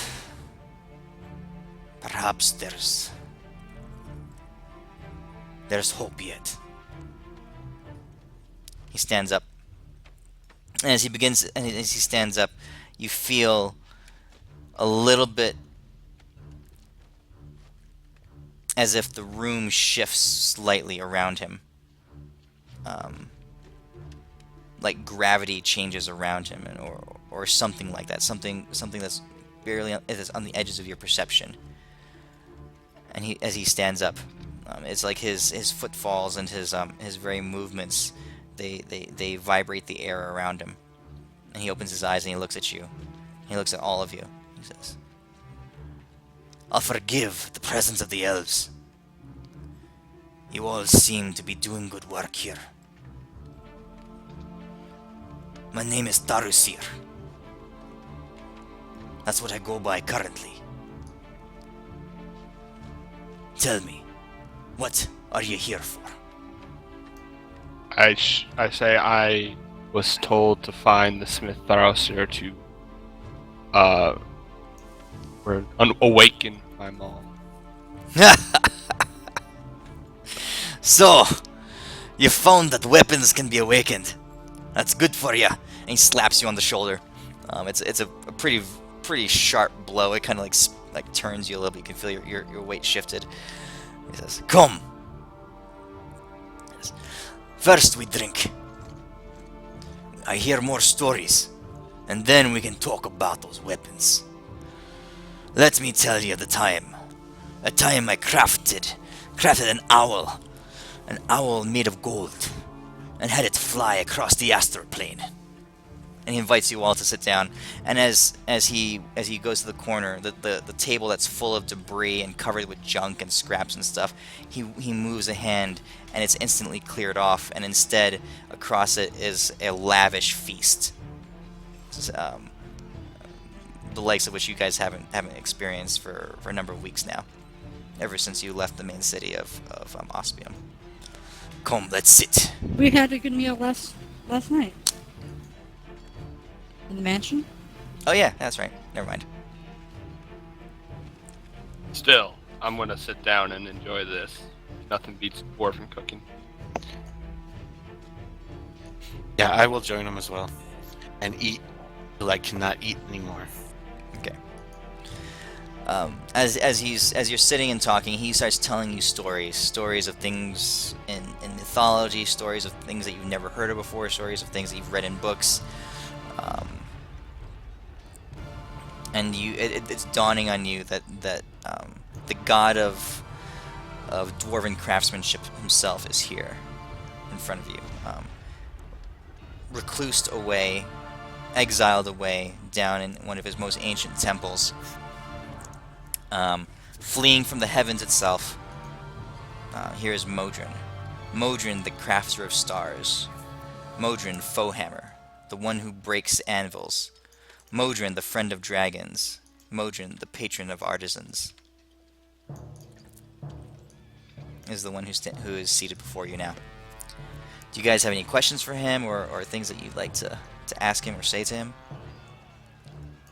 Feldorna tells him about how he came about the rapier, and tells him of what was that lady's name? The magic item lady. Oh, Caliota? Yep. Tells him how Caliota tried to make it stronger, but it needs a master smith to make it stronger. He laughs. And asks him to finish the work that she started. He laughs. He says, "That one, the grey lady. She asked me to make her a blade, she says. And she promises me the world. She promises me a rockin' good time in bed, I tell ya. Does she follow through? Fuck no. She says, give me that." He looks at it. He's turning it over in his hand. He says, "Hold on, calm down, laddie. Don't worry. No, I'm not gonna hurt you. Man, she's done a number on you. Look at this." And he runs his hand down the blade. He says, "Fallen into disrepair. Have not seen an edge this bad in a while." And so he spends a couple minutes actually conversing with the sword. He sets it down. He says, "Yeah." He tosses it across the table. Of course, I can rework it." I'm gonna tell him the story of Balinar, how he sacrificed himself to help us at another one of Modron's temple where Hildrak found his maul, and I'll just tell him the story of what's been happening. I'm trying to get to the bottom of it, if he knows anything about it. Me temples, the dwarves as they spread throughout the land. Hundreds of years ago, the dwarves were quite the explorers. And wherever they went, they brought the gospel of Modron with them. I've got dozens of temples everywhere. Forgot most of them. But this story you tell me, he says. This story. Oh, sometimes you unearth dark and dangerous things. The creature you describe rings a little bit of a recollection in me mind. But it wouldn't surprise me that me followers would create a temple dedicated to keeping the thing sealed away. If your friend has been caught there, I'm afraid that he's alone with the beastie. And depending on what type it was, or if it's nature, could have done any number of things to him. I see. I'm gonna take out my my amulet, the Cult of the Dragon, and say, "Do you know anything about this ancient cult?" He puts down his knife and his fork, and he closes his eyes and he shakes his head back and forth. Fucking travesty. Fucking travesty, he says. how far some will fall, and how some of the gods themselves will grow dark with jealousy and fear and the things they'll do. He says, you, Dragonkin, my apologies. On behalf of my kind, my apologies. The dragons flew high. They tried to attain things that perhaps they should have, perhaps they should not have. But several of the gods, powerful ones, did not want them flying that high. And so they unleashed a genocide. It's genocide across the dragons themselves. And they cursed a number of the Dragonborn. Bred into them, changed their very being, made them creatures of hatred, creatures of wrath, causing them to turn on their own and slay them. Shakes his head. That's not the thing God should be doing.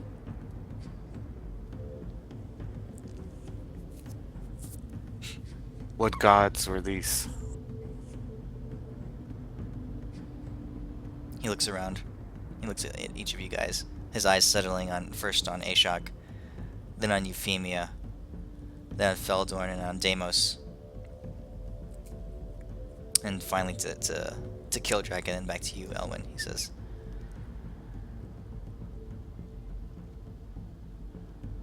"There are gods that you know of, and gods that you do not know of. There are worlds upon worlds." He says, "I don't think it's the time for you to unearth this truth yet. Would cause too much trouble. Your very mission itself would be lost."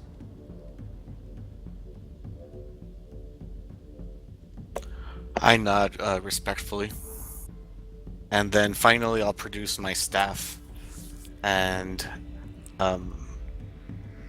tell him, I was told recently that this was one of the weapons that could be awakened. You don't know anything of it. He says, he looks at it, he says, "Well, would you look at this? Ha! Isn't that cute?" He says, "I did not craft this, but the person who did, he did a respectable job, didn't he? Managed to bind the soul of a dragon itself to this thing. Ha! Didn't think there was anyone else who could do that." He says, "It has quite the potential, I tell you that." He looks at you, Killjack. He says, "You, dwarf, you any good with a hammer?" I'm proficient in smith tools, so my answer is I kind of get a little gleam in my eye, kind of hope I can use this chance to impress him, and I say, "Yes, I am." He stands up from the table. He says, "Oh, it's been a long time since I've had a good conversation." He says, "But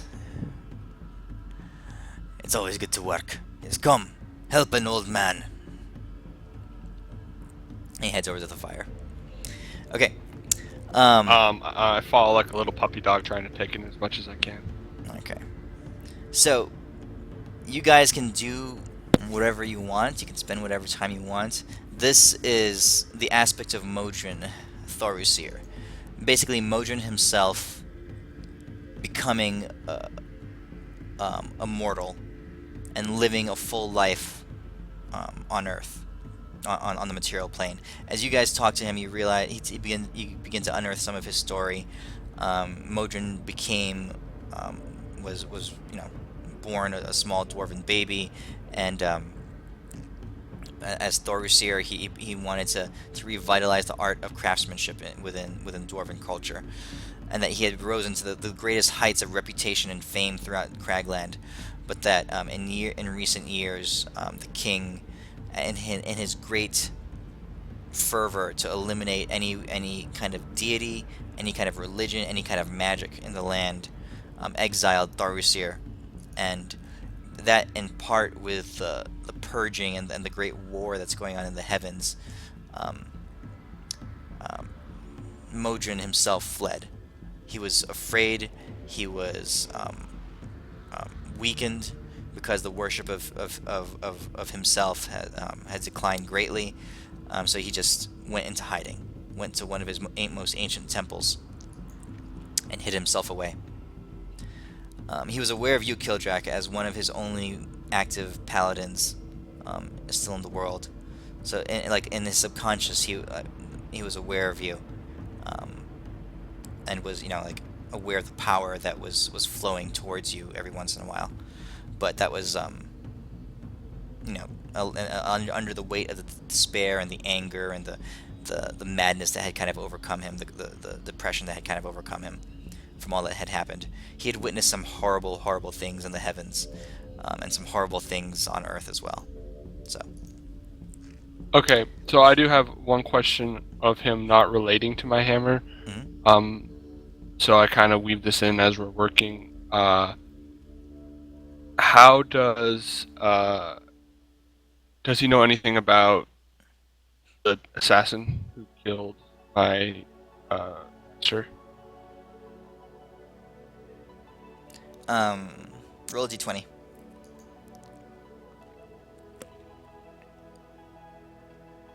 He says, I do. He says. He looks up at you. He says, what I'll tell you is that you'll find him someday. You'll find him, and you may not like it. Revenge is not something to live for.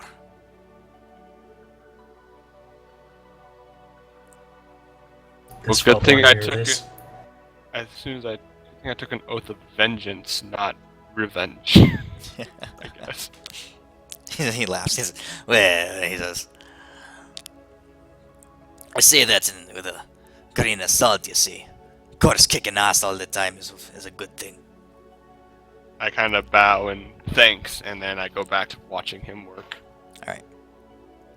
Ask him about if he needs us to do anything about this king. That fucking bastard. He says, I'll leave that up to you. But anything you can do to help the dwarven kind in this time of great darkness, he says, you'd have me gratitude. Hey, you! He looks in the corner and says, you, the scruffy one. He's looking at you, Ashok. He says, what's that you got on your shoulder there? What, my bow? Yeah, I'm talking to you. What Go you look got at there? it. It's Let me a see. weapon that's also been awakened. He looks at it and he says, I haven't seen this beauty in years. No. Centuries. You come alive, have you, honey? What's that? Actually, I was going to ask you if you could string it for me because I've been having trouble. He says, have you the hair? I do? Give it here. Okay. He takes the bow from your hand, and with just a very deft flex, he brings the bow down. And he says, calm down, sweetie, calm down. This won't hurt. And he knocks the string, the unicorn hair, to both sides of it, and then it takes to it like a perfect fit. Is that easy? I mean, when you're a god. He flexes the bow a little bit, draws it, but doesn't release it without an arrow. He sets it down and he hands it back to you. He says, I think you'll be happy. I always do good work. You have awakened the second tier of your Hawk's Eye.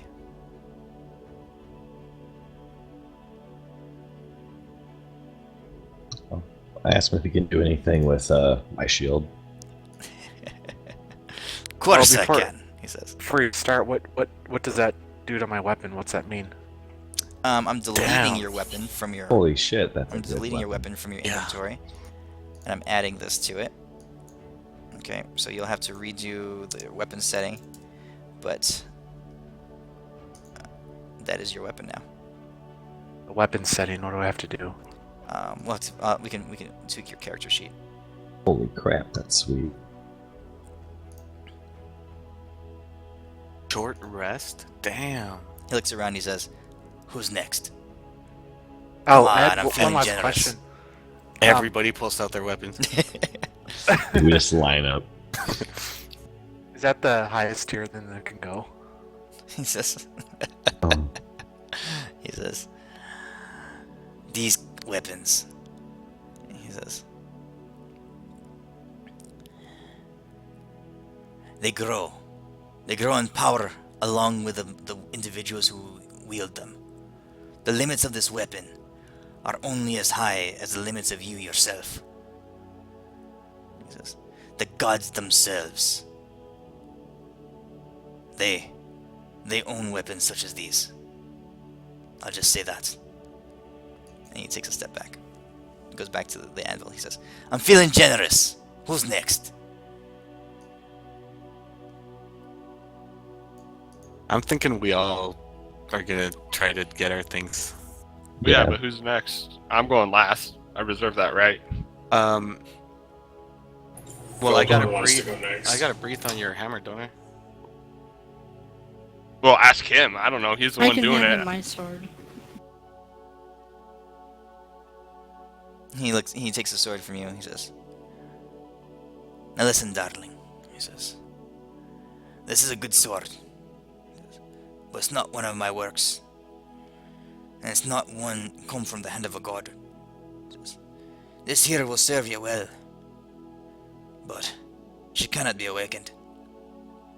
He looks at you and he says, Anything to do with it? "You've got something else in your future."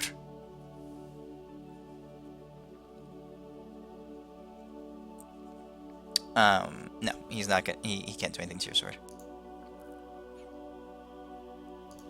Alright, well, Damus is gonna walk up. He's gonna throw out his shield and just that lance, because just for shits and giggles for the rest of the party. See what it does. He says, "Ah, me lance." He says, "I recall quite the many adventures with this beauty.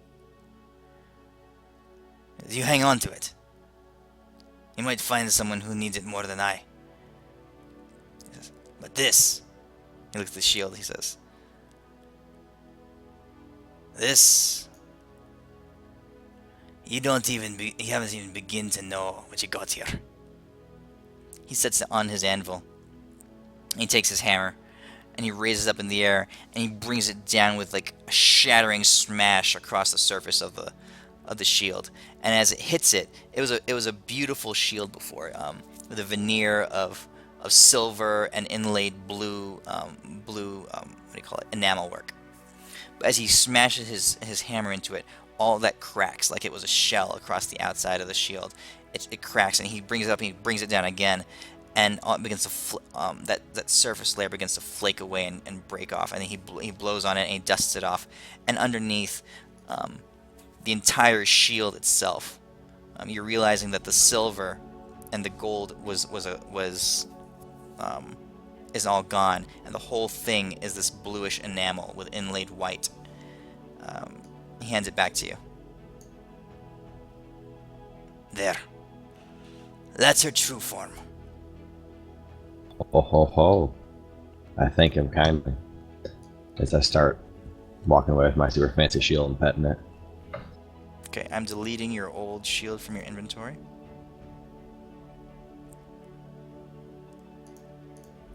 I'm adding this to it.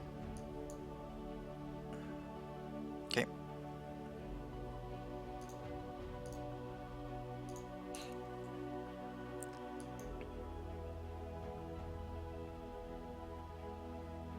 Who's next?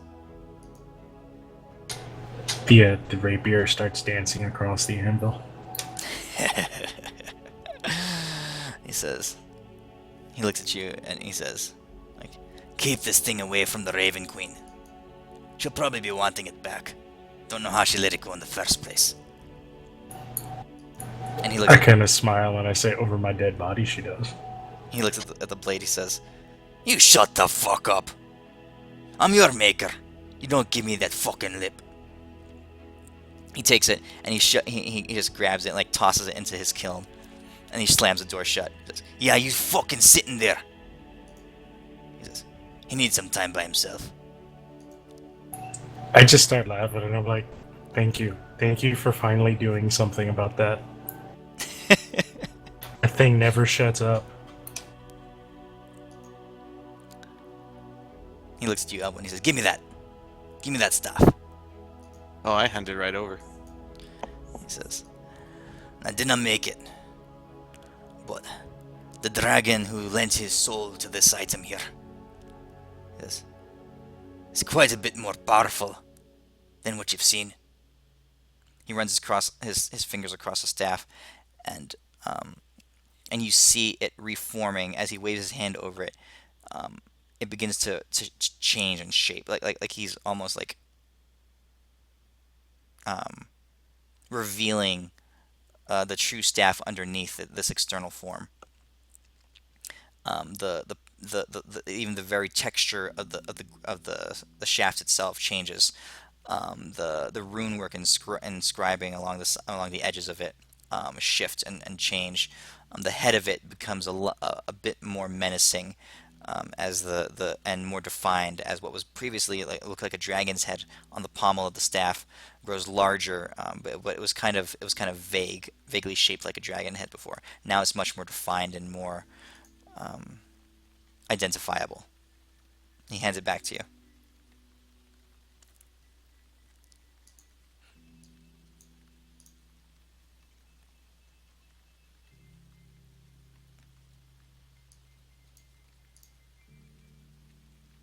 Nice. Thank you. Okay, I'm deleting your old one. I'm adding this to your inventory.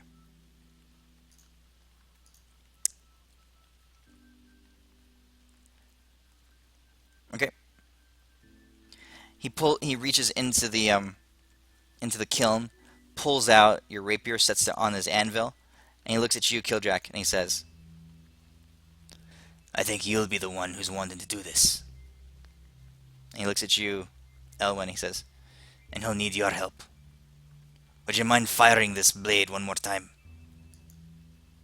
Yeah, as soon as he directs me to do it, I will unleash my fire breath. He says, "Kildrak, you'll know what to do." I kind of look like a little schoolboy with my hammer in my hand and just the biggest smile on as I wait. "Just take that hammer of yours and work this thing. Come on." I begin to just seem to like kind of reshape it as his Modron's hand guides me in what I should be doing. Okay. You spend the next 10 minutes or so working the steel, and you can feel the enchantment that Caliota had kind of layered around it.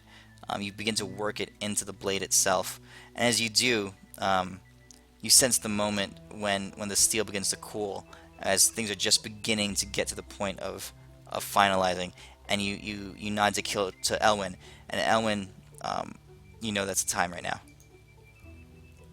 I unleash the fire. Okay, you and your staff, your dragon staff, you bathe the anvil and the sword in dragon flame, and as you continue working at Kildrak, your maul begins to glow with the heat as well. You guys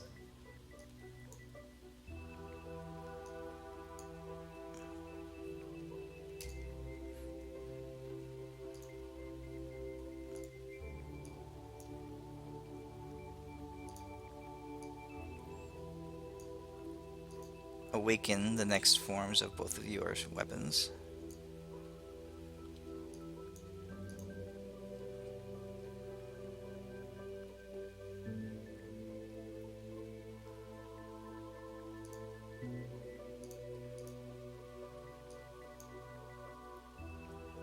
Holy crap. Those are good. +4, yeah. Did it automatically change in mine? I put them in. It didn't change the actual weapon, your attack action weapon. I put it in. I just put the new one in your inventory. So under your actions tab, we'll have to change that. Yeah, because of that. That also compounds with the runes I put on there, so that's completely different. I think that the bow you added to my inventory is you added the tier 3 one.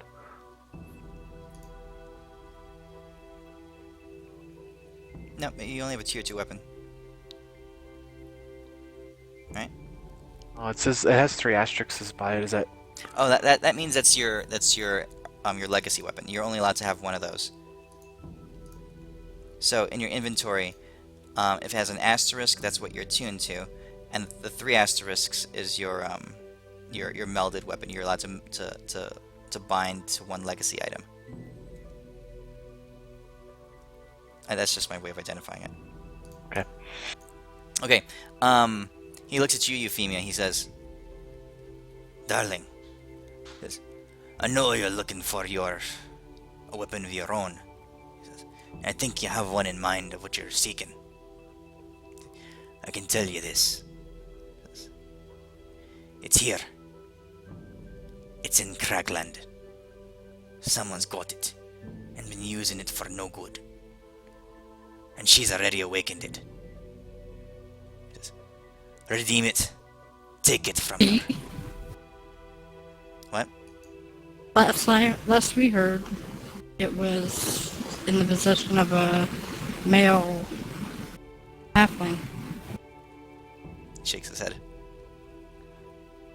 Not right now, it's not.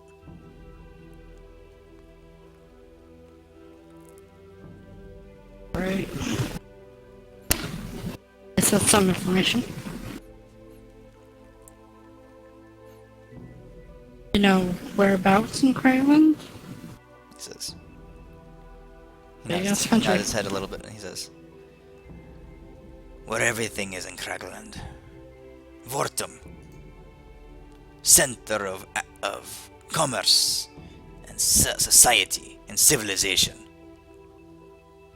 With the great Brack Bull de Crest. And he kind of spits the name out as he says that. With the great Brack Bull de Crest maintains his throne. How about this? Is there anything you can do to help us prevent him from disabling our magic and the magic in our weapons?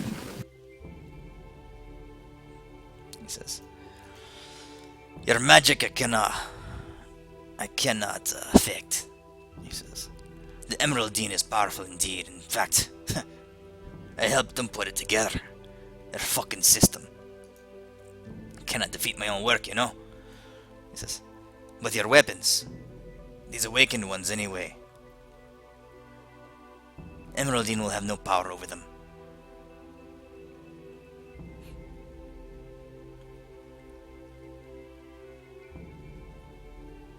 Wonderful. Okay. Alright, do you guys have any other questions to finish things up?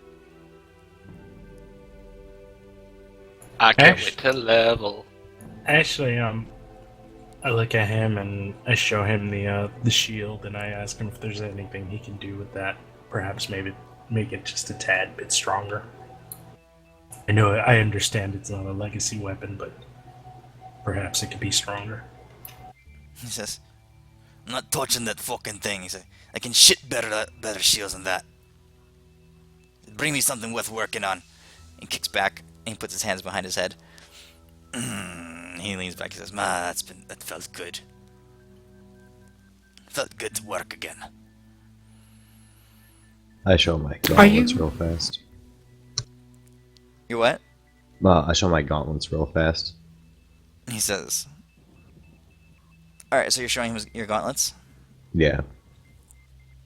He looks at those. He says, where did you get those? I don't know, I woke up and had them.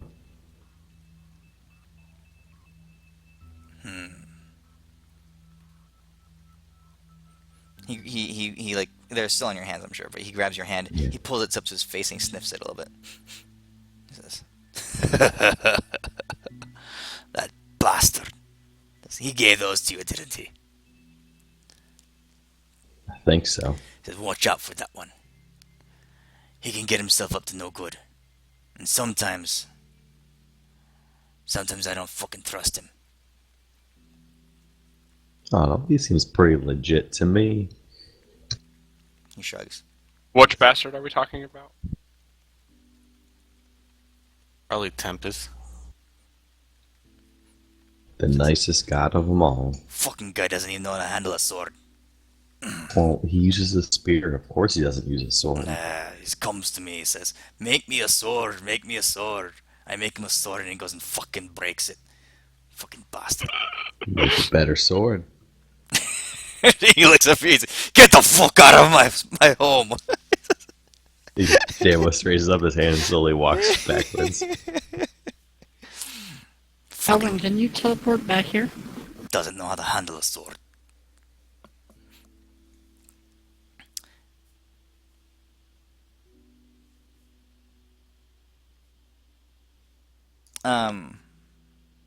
Alvin, Oh yeah, what's up?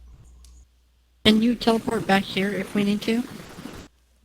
I'm gonna take one of my teleportation daggers that I leave around the world, Yeah. and I'm gonna ask if it's okay if I leave one here. He says, "It's just a dagger. Yeah, it's just a dagger, something I can tune to. You leave it outside. Not in here. I did not craft that. It smells like shit." All right. Well, I already have a dagger right outside of the temple. Okay, question, or like the DM, not as Kildrak, but as myself. So does my working with Modron kind of up my proficiency? Oh, yeah. So smithing proficiency? Yeah, I had smithing proficiency. So basically, I'm wondering if I can can I inlay silver in weapons or Yeah. simple plus Yeah, one enchantments Oh, yeah, to weapons you're now? you're a full-blown smith now. Okay, cool. yeah. Because when I get back to a town, I'm gonna either silver my quarterstaff or put a +1 on it. Yeah, that's easy. That's easy. Okay. Okay. I want to be pooping +1 weapons out the butt now. Alright. What do you guys want to do now? Actually, let's just leave you. Let's just leave you down here. We'll end the session right here. Let's see, where are you guys on experience? Alright, I'm gonna level all you guys up. You're all now level 17. Oh shit. You guys are getting there. I think, what, 9th level spells and whatnot? Shit! Mind unlocking that Unearthed Arcana thing for me? Which one? Which one? The, I just requested it. Unearthed Arcana. Okay. I need to send you the updated copy of that. Yeah, send it to me. I gotta add it in here. I just never added it in. Level 17, 225,000 experience. Okay, question. Yeah. I wanted to change my cantrips to the ones from the Sword Coast Adventurer's Guide. Yeah. Help me do that. When you level here, you can go and do that. Okay. I'll let you Do swap we it have over. Sword Coast Adventurer's Guide? I don't think we have it. I don't have a good copy of it. You'll just have to. Oh wait. I do here. It's in Player's Handbook 2. Okay, perfect. It should be available to you in the notes. And I don't need to do anything when as soon as I implement it, it'll sense that I'm like a high level, so I don't need to adjust the dice output, right? It won't sense that. You'll have to adjust the dice. Oh, okay. I'll probably do that before game next week. I gotta get going.